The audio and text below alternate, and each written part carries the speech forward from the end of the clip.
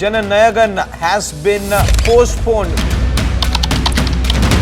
Thalapathy Vijay is on hold till the next hearing on January the 21st. Jananayagan திரைப்படத்திற்கு காட்சிகள் இணையத்தில் வெளியானதால் படக்குழு தரப்பு அதிர்ச்சி அடைந்திருக்கிறது. மொத்தமா எல்லாருமா சேர்ந்து ஒருத்தனை எதிர்க்கிறாங்க. Vijay Chitram Jananayagan countdown. Thalapathy ke liye all set. கிரியாஸின் அதிரடி ஆடி சேல் 70% வரை தள்ளுபடி. கிரியாஸ், இது நம்ம ஃபேமிலி. ஆச்சி மசாலா எந்த சமையலும் ருசி தேடும் ரகசியம் 20 ரூபாய். மருத்துவம் முதல் பொறியியல் வரை உங்கள் கனவுகளுக்கு சரியான முகவரி Indira group of educational institutions. Call 9841385858. படம் அடுத்து ரிலீஸ் ஆக போகுது. பயமா தான் இருக்கு. ஒரே தளபதி எங்கள் அண்ணன் விஜய் சி ஜோசப் விஜய் சம்பவம் பண்றவன கேள்விப்பட்டிருப்ப. ஜனநாயகன்ல ஒரு சின்ன கேரக்டர் பண்றேன். அதுல ரெக்கார்டு வைக்கிறவன கேள்விப்பட்டிருக்கியா? அதெல்லாம் வந்து தியேட்டர்ல பார்த்தா தான் நல்லா இருக்கும். ஸ்லைஸ் போட்டுருவான். தியேட்டர் தான் பார்க்கணுங்கிற தியேட்டர்லாம் பார்க்கணும். அதான் தளபதி. முதல்வன் படத்துல வர மாதிரி தான் பயங்கர செலிப்ரேஷனா இருக்கும். It will be the biggest. அன்னைக்கு தான் தீபாவளி. லீக் வந்து இது ஒரு ட்ரெய்லர். அட்மாஸ்ல எல்லாமே அது. நான் லேட் நைட் வருவேன்னு சொல்லிட்டு நீ பாட்டுக்கு சாப்பிடாம உட்கார்ந்த இடத்துல தூங்கிட்டு இருக்க போறேன். நான் இனிமே வரவே மாட்டேன், தெரியும்ல. என்னமா போய் தான் லாஸ்ட் ஃபிலிமா அப்படின்னு வருத்தம், உண்மையிலே வருத்தம். ஃபேமிலில யாருக்குமே அது வந்து ப்ராசஸ் பண்ணவே முடியல. ரொம்ப பர்சனலான ஒரு எமோஷன். நாங்கெல்லாம் விரும்புறது அவர் திருப்பி சினிமா கண்டிப்பா வரணும். நடிக்க வந்தாருன்னா எல்லாருக்குமே சந்தோஷம். விஜய் சார் ஓட நெஞ்சில கூடி இருக்கும். We'll always celebrate Vijay Anna as our தளபதி.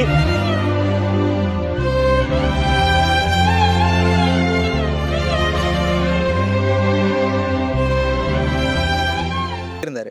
ஒரு ஃப்ரெண்டா நீங்க எதுவும் பேசுனீங்களா? ஏன் இப்படி பண்ற, நீ பண்ணாத நடி அப்படின்லாம் ஏதாவது அட்வைஸ் அந்த மாதிரி? இப்போ ஆக்சுவலா ஜனநாயகன்ல ஒரு சின்ன கேரக்டர் பண்றேன். ஒரு கேமியோ, யாருக்கும் தெரியாது, நான் யார்ட்டையும் சொல்லலை. நீங்கள் கேட்டதுனால, இந்த கேள்வி கேட்டதுனால சொல்கிறேன். ஸோ அப்போ நான் அவர் கூட ஷூட் ஸ்பாட்டில் உட்காந்துருக்கும் போது என்னம்மா போய் தான் லாஸ்ட் ஃபிலிமா அப்படின்னு அப்படின்னாரு. அவர் தெரியும்ல, அவ்வளோதான் நல்லா சொல்லுவார்.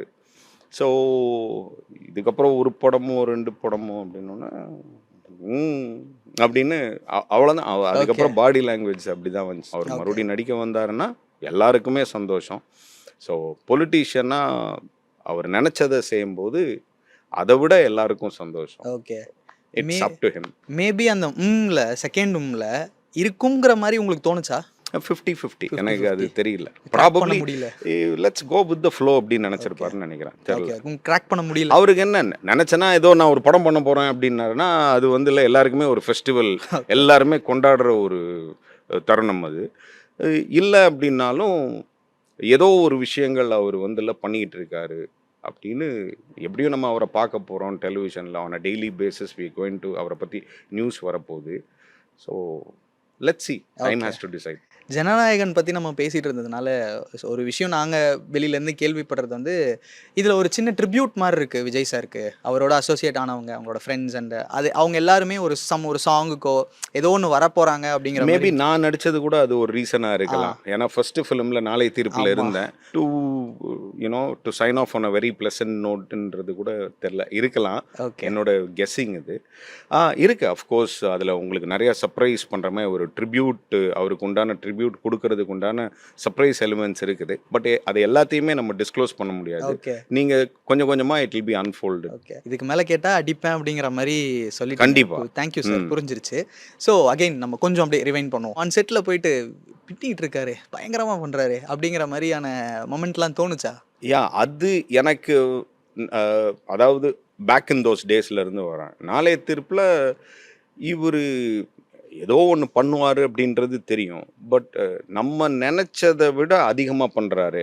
நம்ம ஒரு 50% நினச்சோன்னா அது ஒரு 60-70% பண்ணுறாரு அப்படின்னு ஆரம்பித்தது. அப்புறம் அவரு கூட இது வந்து என்னோட 5th ஃபிலிமோ 4th ஃபிலிமோன்னு நினைக்கிறேன், ஜனநாயகன் அவரோட. ஸோ அது ஒவ்வொரு காலகட்டத்துலையும் அவர் கூட நடிக்கும் போகும்போது, நெக்ஸ்ட்டு மாண்புமிகுமானவன், அதுக்கப்புறம் வேட்டைக்காரன், அப்போல்லாம் அவரோட க்ரோத் வந்து அது ஸ்டெப் பை ஸ்டெப்பாக ஃபினாமினலாக இருந்தது. ஸோ அதுதான் சொல்லணும். அதை ரசிச்சிருக்கிறேன், வியந்திருக்கிறேன். அவருடைய அந்த growth தன்னை எப்படி டிரான்ஸ்ஃபார்ம் பண்ணிக்கிட்டாரு ஸ்டேஜ் பை ஸ்டேஜ்.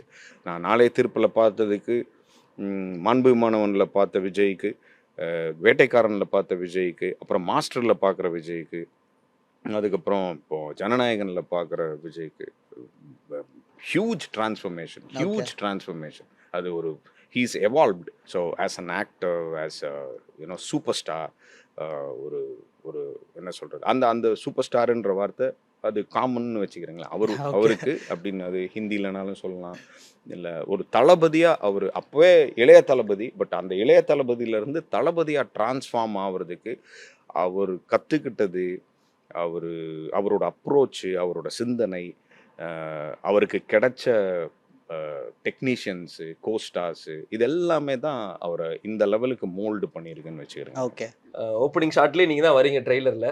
உங்களோட அந்த வாய்ஸ் என்ன சார் குரல் வளையாது, அடிமை சார் அப்படின்னு சொல்கிற அளவுக்கு ஒரு பயங்கரமான ஒரு பேஸ் வாய்ஸ். தேங்க்யூ. ஸோ சொல்லுங்கள் ஜனநாயகனோட அனுபவங்கள்.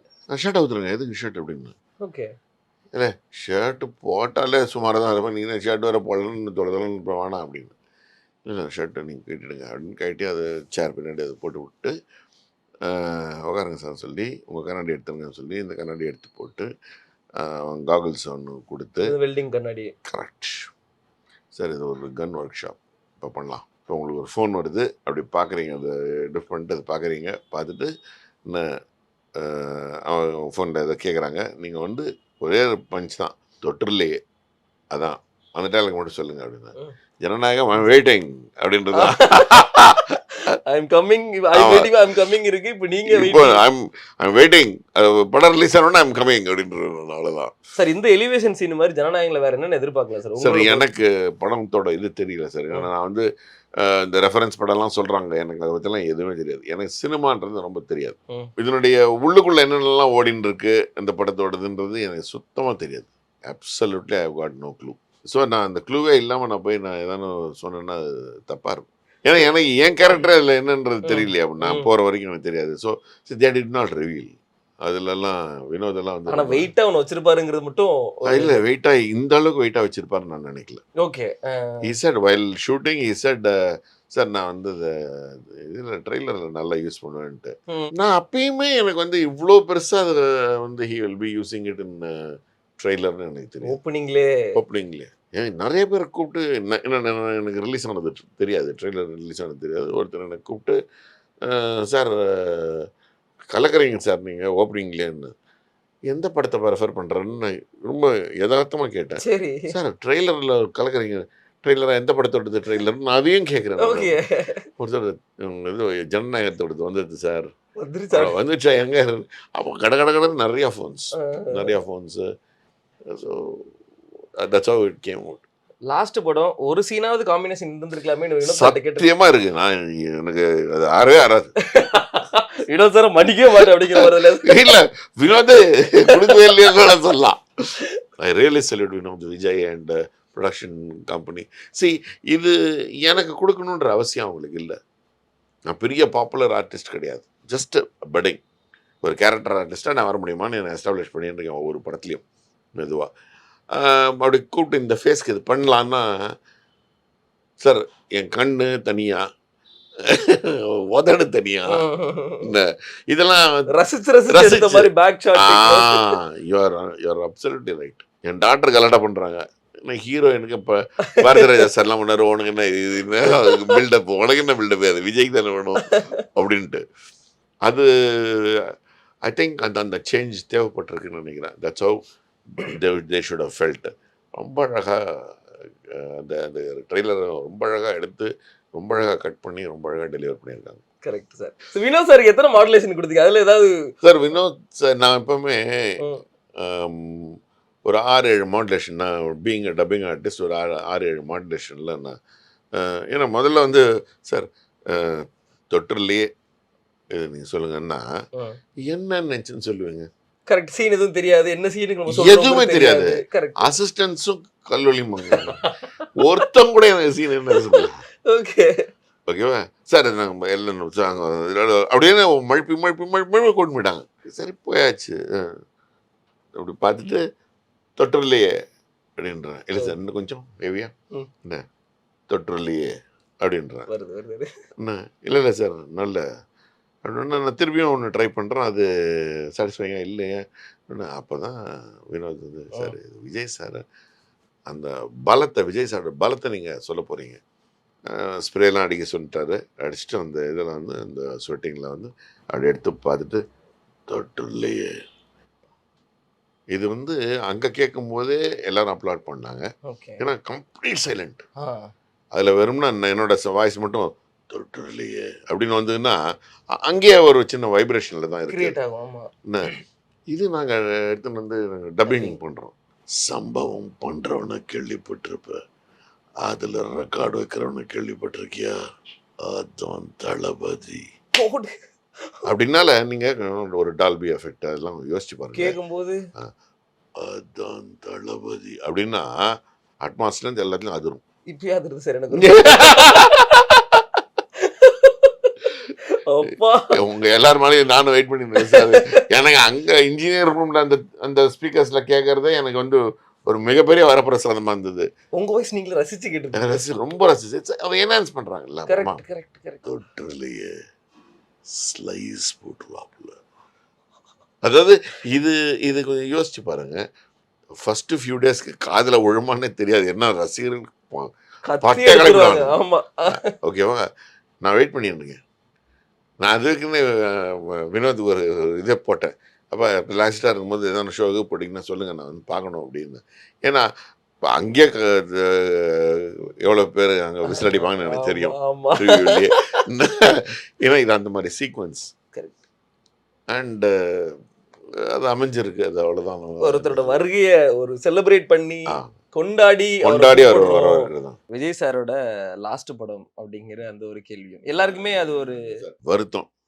உண்மையிலே வருத்தம். கடைசி ஒரு ஃபேர்வெல் படத்தை நல்லா கொண்டாடணும். அது ஒரு 100 days ரீச் ஆகுது. இந்த காலகட்டத்தில் இவ்வளோ ஓடிடிலாம் இருந்தாலும் இது ஒரு 100 days ரீச் ஆகுதுன்னு வந்ததுன்னா imagine the you know healthiness of the industry it self.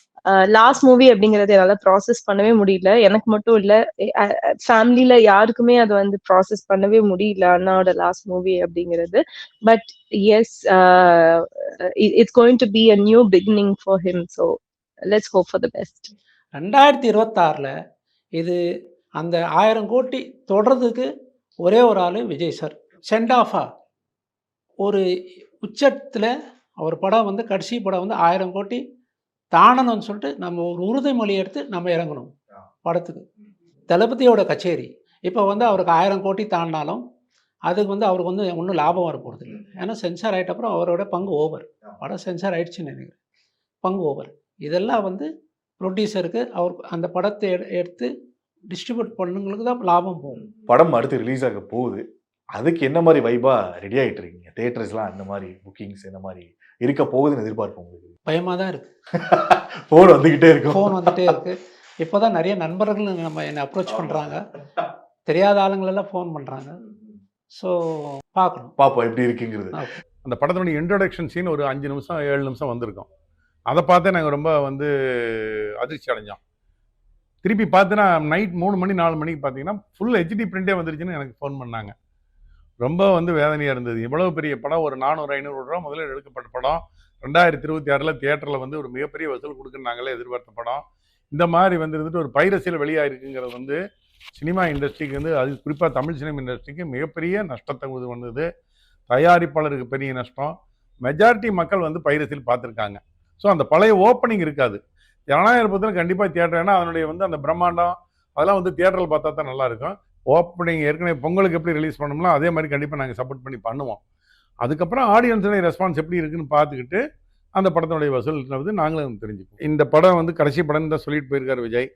அப்படி இருக்கும்போது இந்த படம் மறுபடியும் ரிலீஸ் ஆச்சுன்னு சொல்லிட்டு எப்படி ரெஸ்பான்ஸ் இருக்குது, அதுக்கப்புறம் கால சூழ்நிலை எப்படி மாறுது, விஜய் நாளைக்கு வந்து இருந்துட்டு அரசியலே கண்டினியூ பண்ண போகிறாரா இல்லை சிறைக்கு வர்றாரா என்ன எதுங்கிறதெல்லாம் அவருடைய மைண்ட் செட்டுக்கு தான் தெரியும். அவரை பொறுத்தல கடைசி படம்னு சொல்லிட்டாரு.